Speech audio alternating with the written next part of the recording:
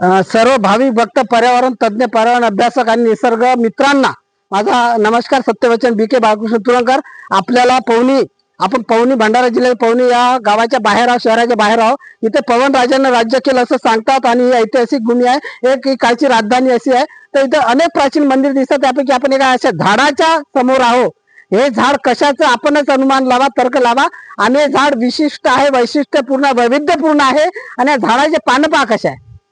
आणि मला अगोदर सांगितलं की या झाडाच्या पानाचा आकार नागमोडी आहे, म्हणजे नागाच्या फण्यासारखा आहे. पहा, या झाडाचे एका फांदीचे बरेच मी हे तोडलेले आहे. पहा, हे झाडाचं पान नागाच्या फण्यासारखं दिसतंय ना. आता हे नाही, त्याच फांदीचं दुसरं पान पहा, दिसतंय ना.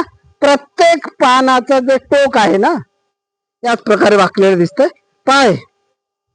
पाय असं गोल वर्तुळाकार आहे. या बाजून असं वैशिष्ट्यपूर्ण आहे. आणि खरंच निसर्गाची किमया म्हणा किंवा निसर्गता आहे असंच झाड मी पहिल्यांदा अशा प्रकारचं झाड इथे पाहिलेलं आहे.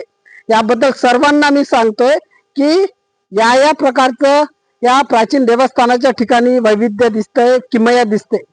काहीतरी आहे या ठिकाणचं सत्व आहे की असं काहीतरी आहे.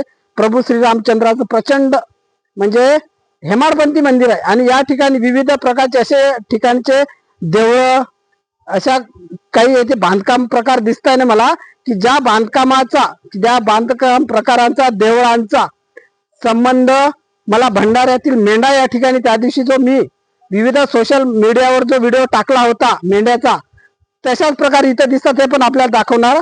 तोपर्यंत धन्यवाद.